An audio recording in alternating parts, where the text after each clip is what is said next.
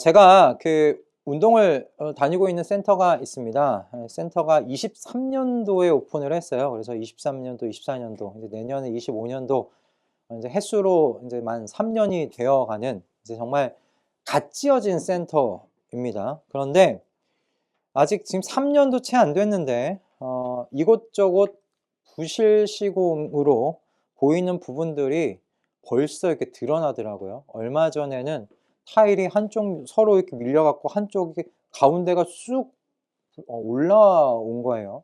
그래서 바닥 타일 공사를 또 다시 했었고요. 주차장 쪽 천장에서는 물이 좀 여러 번 샙니다. 그래서 주차해 놓은 차 위에 물이 떨어져 가지고 그것 때문에 좀 고생했던 또 일들이 있었습니다.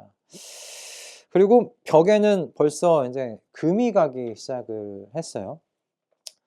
처음에 오픈했을 때 센터가 참 깔끔했습니다. 말끔하고 현대식으로 인테리어가 잘 되어 있어서 야, 이게 잘 지었다.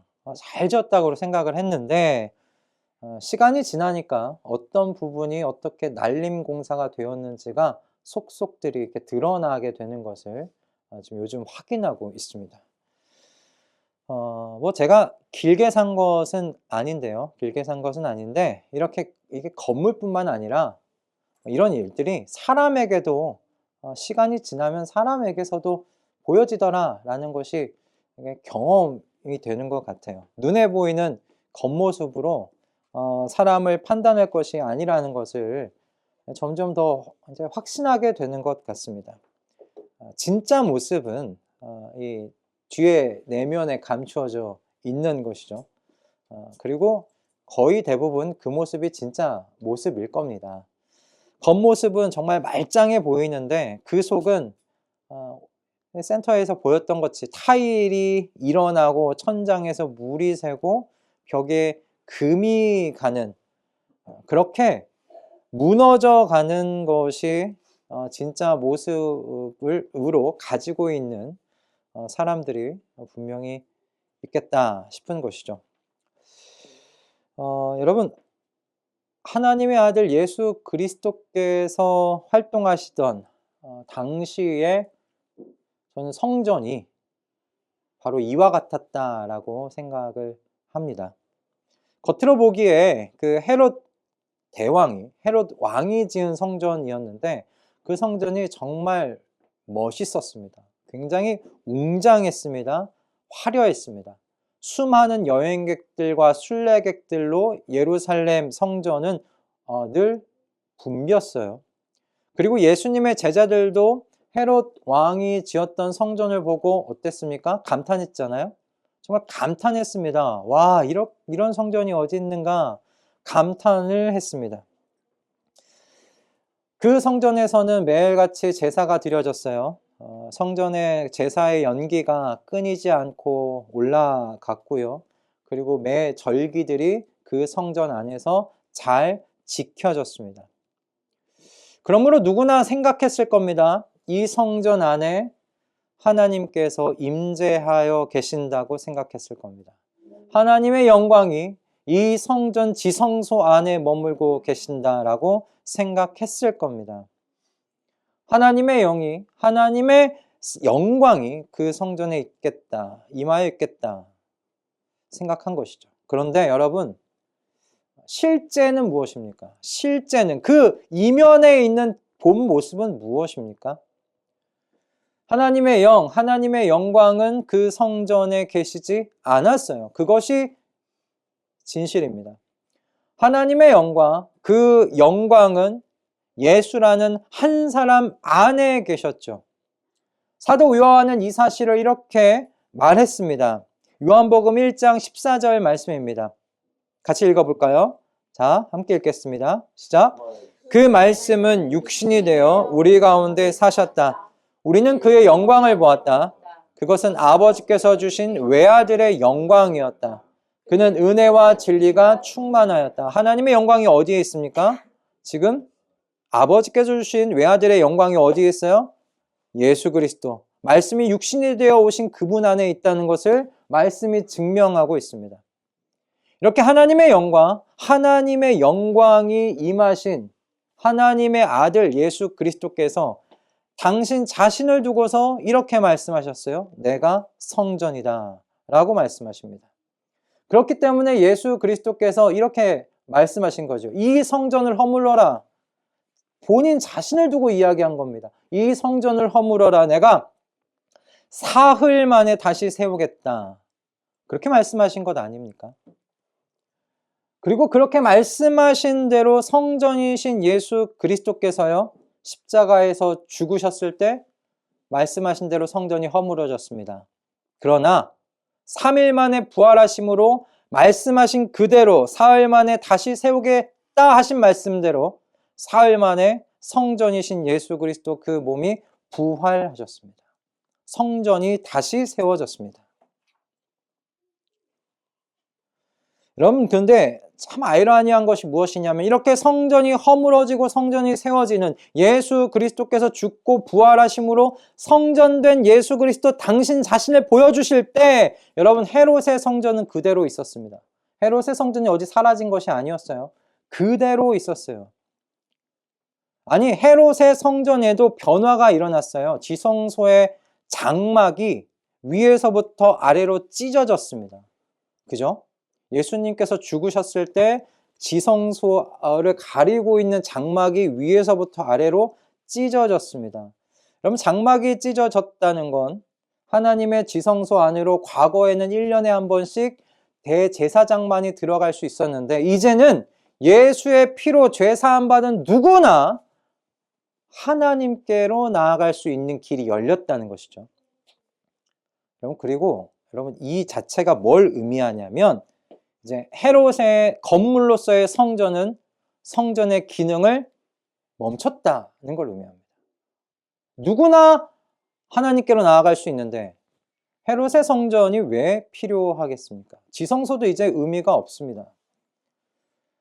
하나님이 이제 건물로서의 성전에 거하지 않으신다는 거예요. 하나님의 영광은 건물로서의 성전이 아니라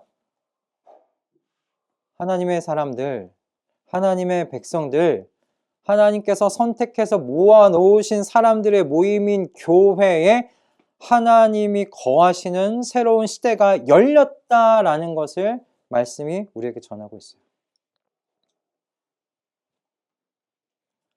그런데 참 재밌는 건 이러한 변화, 정말 큰 변화가 일어났음에도 불구하고 헤롯의 성전은 그대로 있었습니다.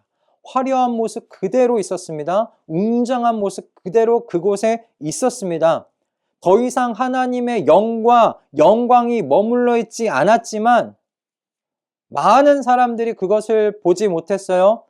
똑같이 그곳에 가서 제사 드렸어요. 절기를 성전 안에서 드렸어요.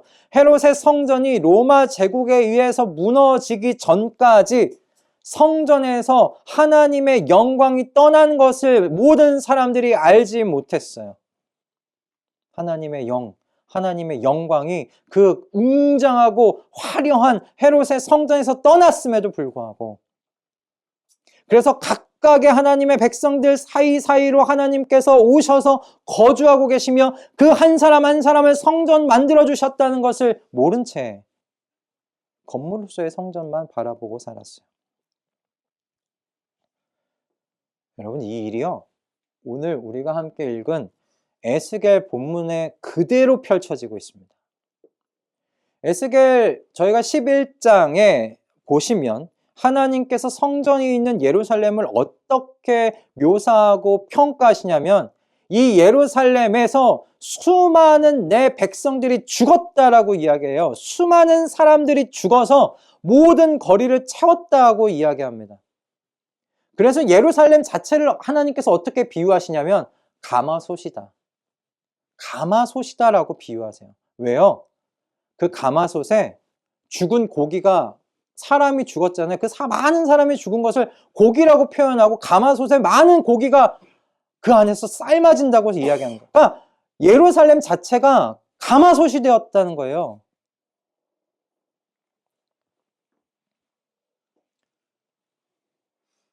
예루살렘이, 하나님의 성전이 있는 그 예루살렘이 죽은 시체를 삶는 가마솥이 되어버렸다.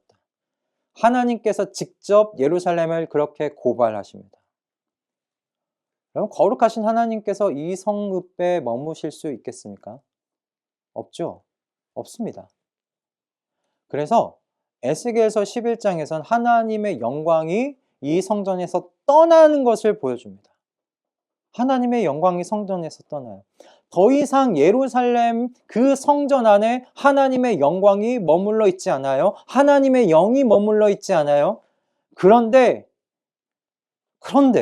정말 슬픈 건 뭐냐면 하나님의 영이 떠났어요. 하나님의 영광이 떠났어요. 그런데 예루살렘에 살던 사람들은 오해해요. 왜요? 성전이 여기 있으니까 하나님께서 우리와 아직도 함께 살고 계신다고 오해해요. 그래서 그들은 오히려 포로로 끌려간, 이방의 나라로 끌려간, 바벨론으로 끌려간 사람들이 오히려 주님에게서 멀리 떠나 있다라고 이야기합니다. 오늘 본문의 말씀이죠. 주님에게서 멀리 떠나 있다고. 그래서 이 땅, 이 예루살렘이 이제 우리의 소유가 되었다고 이야기합니다. 예루살렘에 남아있는 사람들. 무슨 오해입니까? 우리는 하나님의 성전이 있는 이 자리에 남아있어. 그러니 우리가 하나님 곁에, 하나님이 우리를 남겨놓은, 우린 남아있는 사람들이야 라고 그렇게 생각을 하는 것이죠. 하나님에 의해서 내가 남겨진 사람이라고 오해하는 겁니다. 하나님의 영은 떠났는데, 하나님의 영광은 떠났는데, 여러분 얼마나 가슴 아픈 오해입니까? 얼마나 슬픈 오해입니까? 하나님께서는 너희가 죄 가운데 있다고 말씀하시는데 이 사람들은 자신들이 하나님과 가까이에 있다고 그렇게 오해하고 있는 거예요.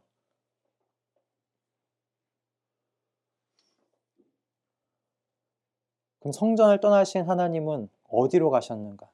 어디로 가셨을까? 오늘 본문 16절 말씀입니다. 16절 말씀이 이렇게 이야기하죠. 같이 읽겠습니다. 나주 하나님이 이렇게 말한다. 비록 내가 그들을 멀리 이방 사람들 가운데로 쫓아버렸고 여러 나라에 흩어놓았어도 그들이 가 있는 여러 나라에서 내가 잠시 그들의 성소가 되어주겠다 하여라. 하나님께서 어디로 가셨어요? 어디로 가셨어요? 예루살렘 그곳을 떠나셔서 성전을 떠나셔서 지금 어디로 가셨어요? 포로된 사람들, 그렇죠? 여러 나라의 포로로 잡혀간 사람들에게 하나님이 가셨어요. 포로된 자들에게 가셨어요.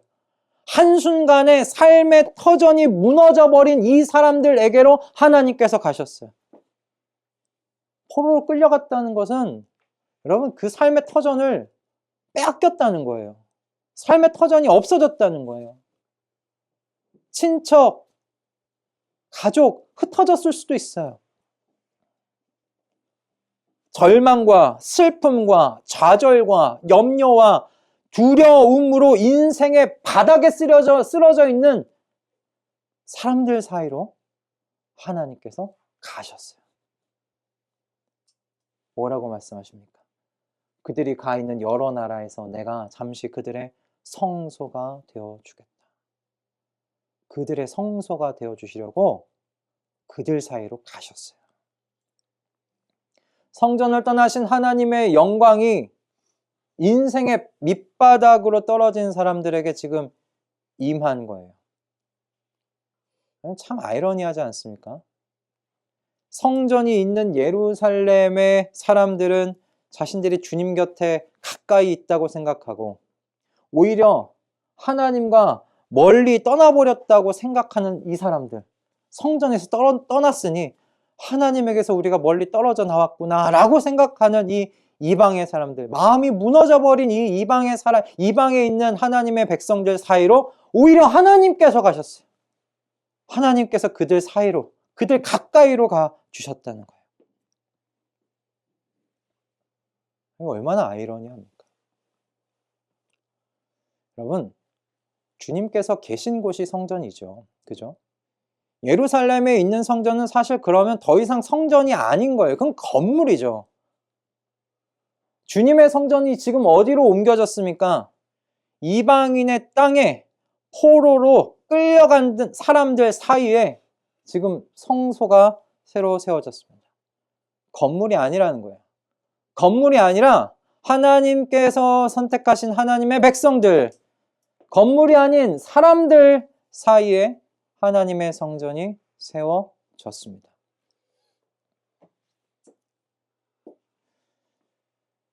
예수 그리스도의 시대에 일어난 일이, 같은 일이 지금 에스겔의 시대에 일어난 거예요.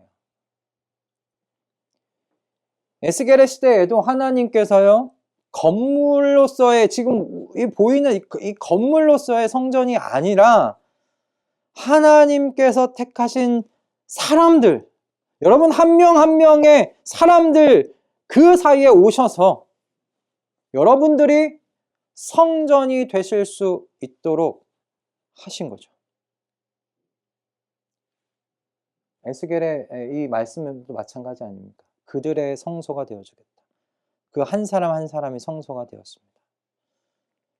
예수 그리스도 이후의 시대를 살아가고 있는 우리도 마찬가지예요. 하나님이 넘치시는 그 은혜와 그 영광 속에서 우리 각자가 성전이 되었습니다.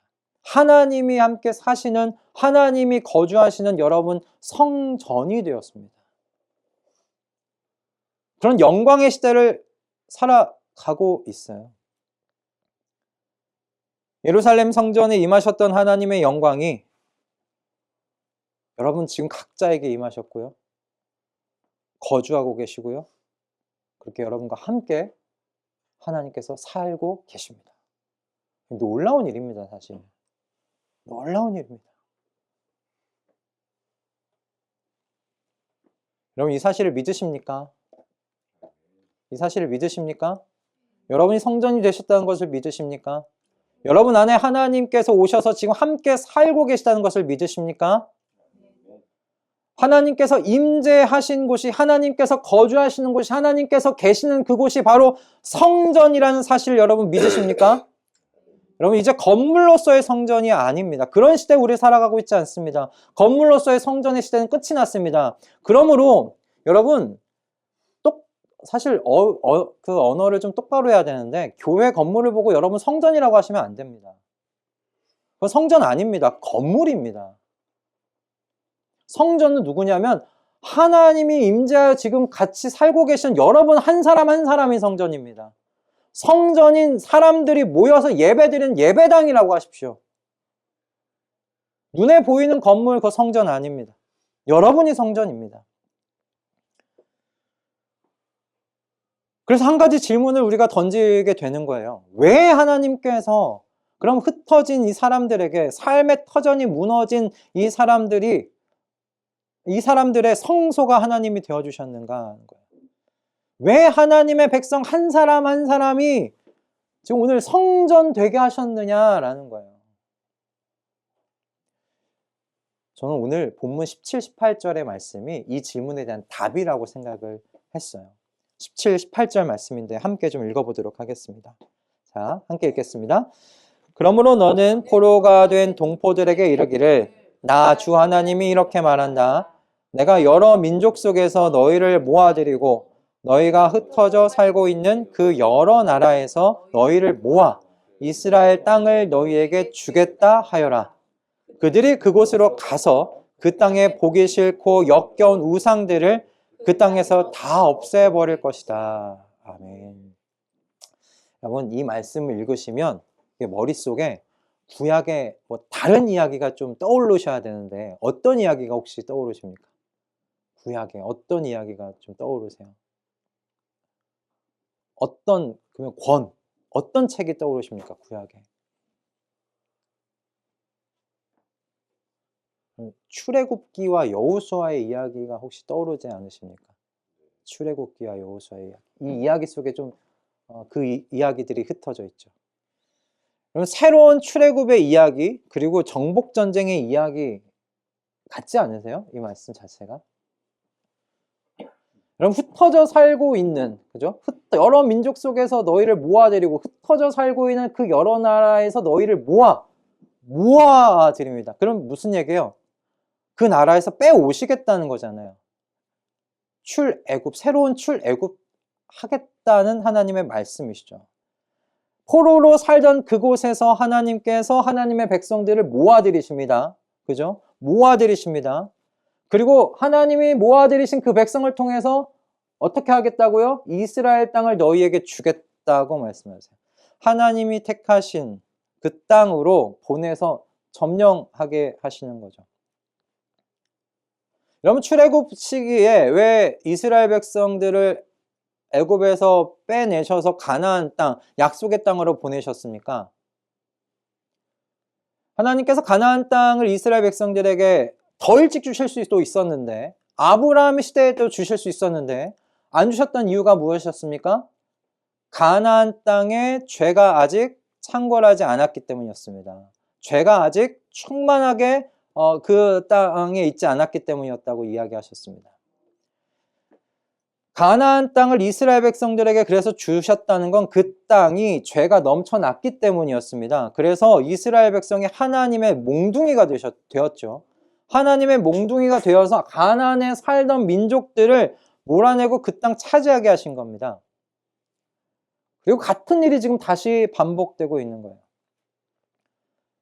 하나님의 성소가 되어주신 백성들이 다시 그 땅으로 들어갑니다. 그리고 그들의 임무가 뭐예요, 지금? 그들의 임무가 뭡니까, 여기서? 그들이 그곳으로 가서 뭐 하는 겁니까? 임무가 뭐예요? 그 땅으로 가서 그 땅에 보기 싫고 역겨운 우상들을 다 없애버릴 것이다.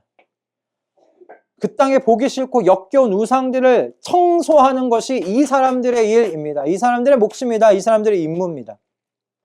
그 땅을 청결하게 하는 거죠. 그 땅을 청소하는 겁니다. 그래서 오직 그 땅에서요, 우상들이 다 사라지면 누구만 예배 받으시는 거예요? 누구만 남아요? 어느 분만 남아요? 하나님만 남아요. 그렇죠. 우상이 다 제거되면요, 그 땅에 하나님만 남습니다. 하나님만 남아서 하나님께서 하나님으로서 예배 받으시는 그 나라를 하나님께서 세우시려는 그 목적이에요. 그 임무를 받고 들어가는 겁니다. 여러분, 같은 일이 예수 그리스도를 여러분 믿으시잖아요. 예수 그리스도를 믿으심으로 저와 여러분 안에 일어났습니다. 같은 일이 일어났습니다. 예수 그리스도께서 이 땅에서 성전으로 사셨던 것처럼 우리도 우리 안에 임하신 하나님의 영을 모시고 성전이 되었습니다. 그래서 고린도전서 말씀에 사도 바울이 고린도전서에서 4번씩이나 각자가 다 성전이 되었다라고 이야기를 해요. 고린도전서 3장 16절 말씀입니다. 같이 읽어볼까요? 자, 시작. 여러분은 하나님의 성전이며 하나님의 성령이 여러분 안에 거하신다는 것을 알지 못합니까? 그래서 사도 바울이요, 단언해서 이야기합니다. 여러분은 성전입니다. 그렇게 단언해서 이야기해요. 그러면 왜 하나님께서 여러분을 성전이 되게 하셨는가? 오늘 에스겔 말씀을 적용하면 이렇게 대답할 수 있죠.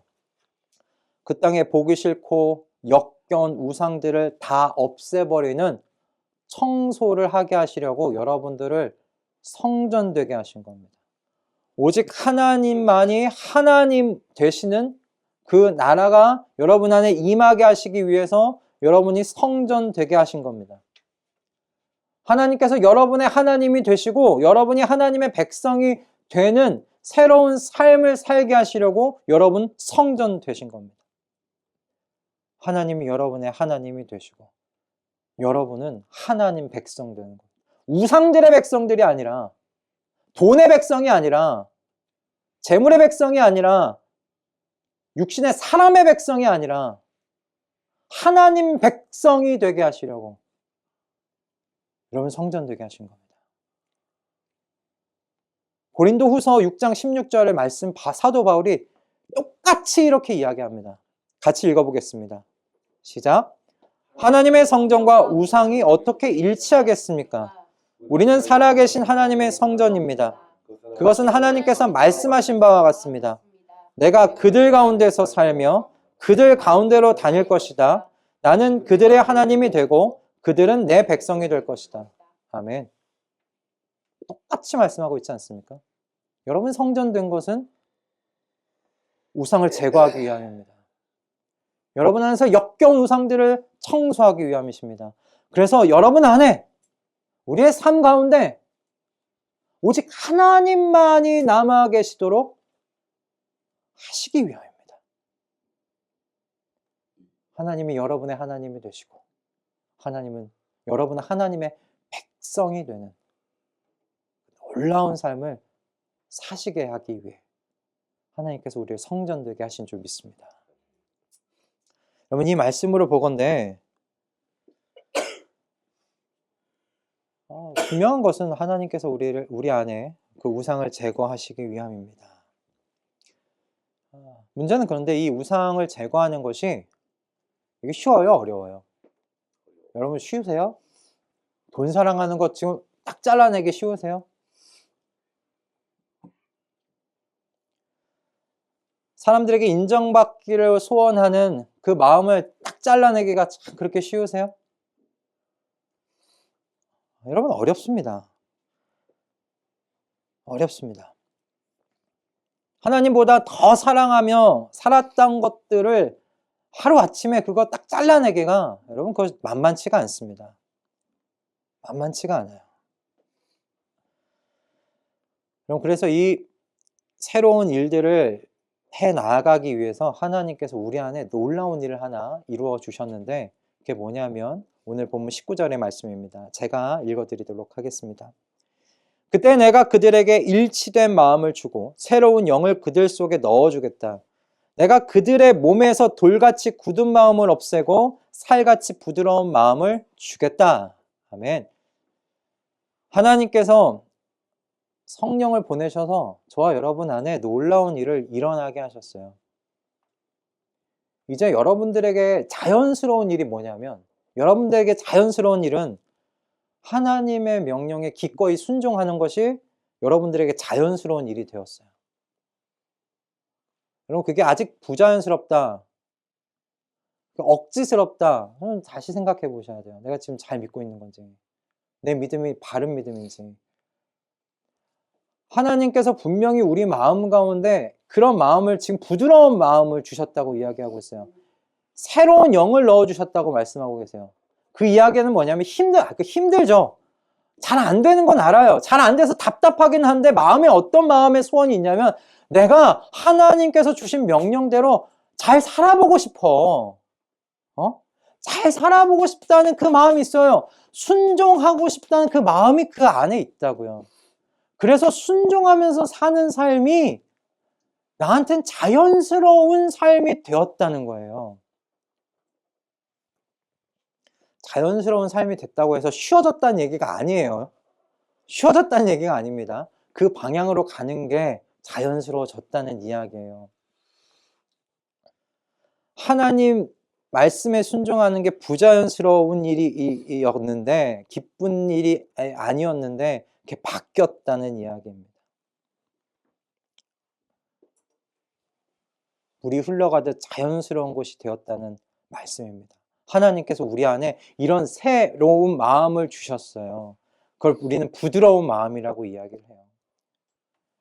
여러분, 우상을 제거한다는 건 사랑하는 대상을 바꾸는 일입니다.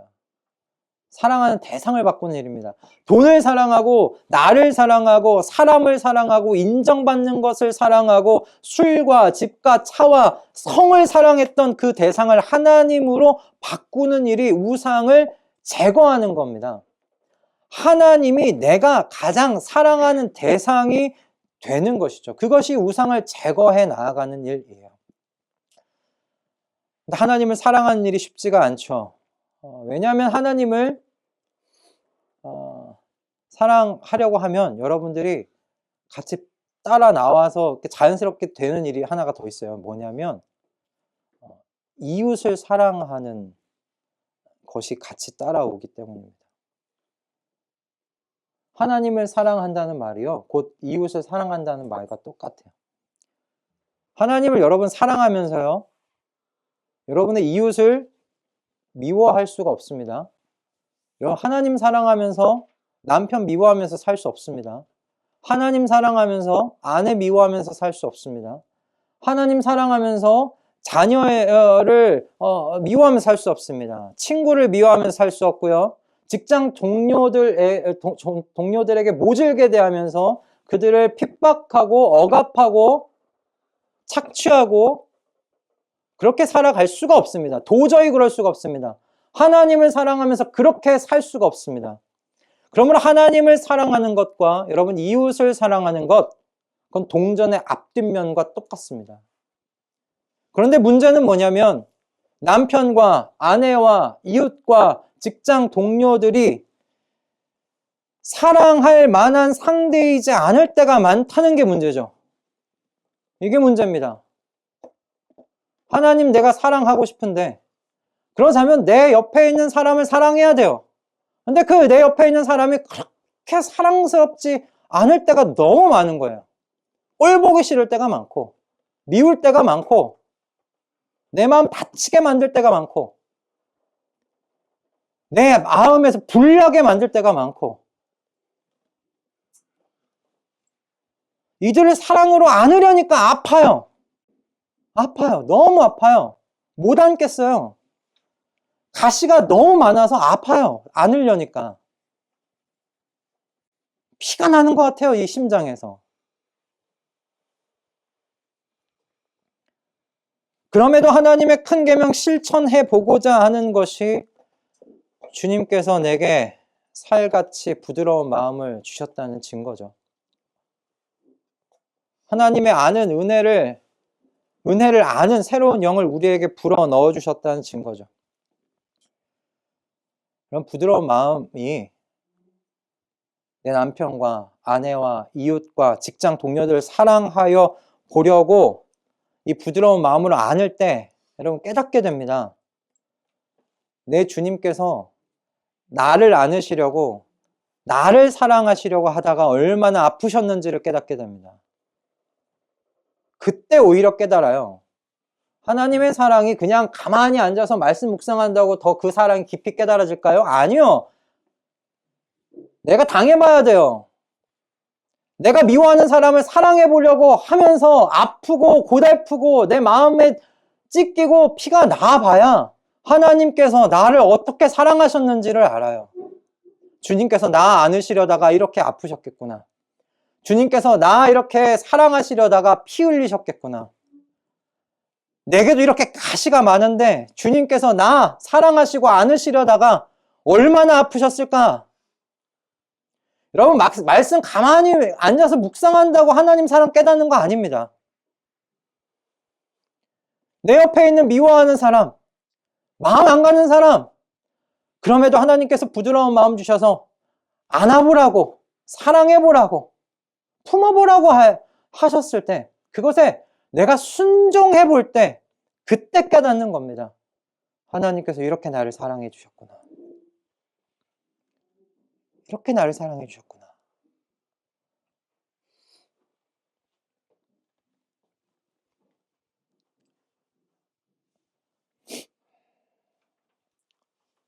그래서 부드러운 마음을 가진 하나님의 사람들이요, 이 일을 억지로 해나가지 않게 돼요. 이게 선순환이 일어나요. 안아보고 아플 때 하나님 사랑이 마음 가운데 느껴져서 그 사랑과 은혜 때문에 또 순종하게 되는 거예요. 더 꽉 껴안아 보려고 하게 되는 거예요. 내 품에서 아프다고 놓아버리는 게 아니라 아파도 내가 더 꽉 껴안아 보고 살아보려고 아종바종 돼 보는 거예요. 그게 부드러운 마음 가진 사람들 안에서 일어나는 영적인 선순환입니다.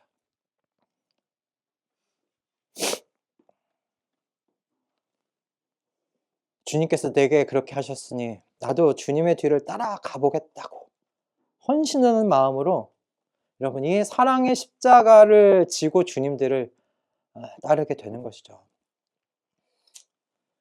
여러분 이제 2025년 곧 다가옵니다. 여러분 25년에는 주님을 향한 사랑과 이웃을 향한 이 사랑이 선순환이 일어나서 우리 각자가 정말 사랑으로 충만한 성전으로 지어져 가는 저와 여러분 축복된 삶 세워져 가기를 주님의 이름으로 축복합니다.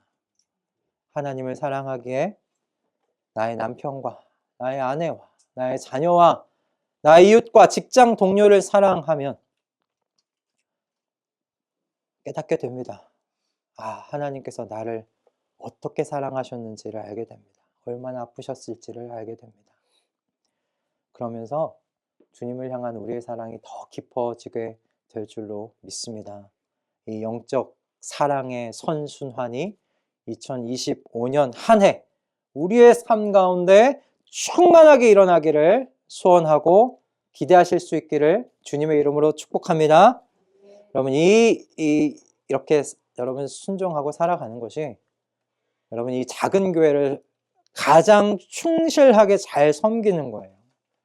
여러분이 그렇게 사랑의 성전으로 잘 세워져 나아가는 것이 성실하게 세워져 나아가는 것이 이 작은 교회를 여러분이 정말 성실히 섬겨 나아가는 그 일인 줄로 믿습니다. 여러분 우리 각자 하나님이 지으신 사랑의 성전으로 잘 세워져 가보십시다.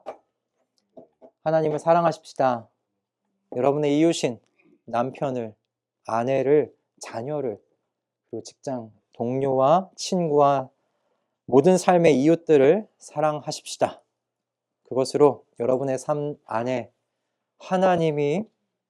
하나님만이 나의 예배를 받으시는 유일하신 분이심을 증명하실 수 있기를 주님의 이름으로 축복합니다.